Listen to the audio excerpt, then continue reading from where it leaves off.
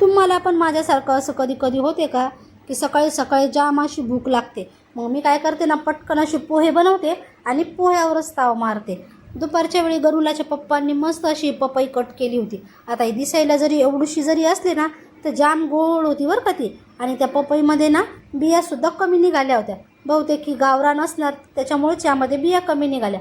आता यामधलं तर काही आपल्याला कळत नाही, फक्त खायचं काम करायचं. आणि मग नंतर मी खाल्ली म्हटल्यावर माझ्या गणूला बाळाला पण पाहिजेच, तर त्यासाठी ना पपईचे बारीक तुकडे केले आणि मिक्सरला फिरवून घेतले. आता ती व्यवस्थित काही बारीक झाली नाही म्हणून त्यामध्ये दूध ॲड केलं आणि छान अशी बारीक प्युरी करून घेतली.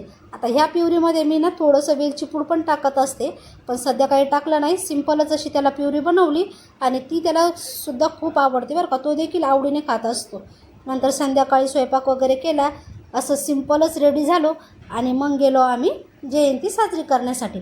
आता गणूला बाळ सोबत असल्यामुळं आम्हाला काही जास्त एन्जॉय करताच आला नाही, कारण मम्मी जर घरी असते तर त्याला तिच्याकडे ठेवलं असतं आणि आम्ही जयंतीमध्ये मस्त एन्जॉय केला असता.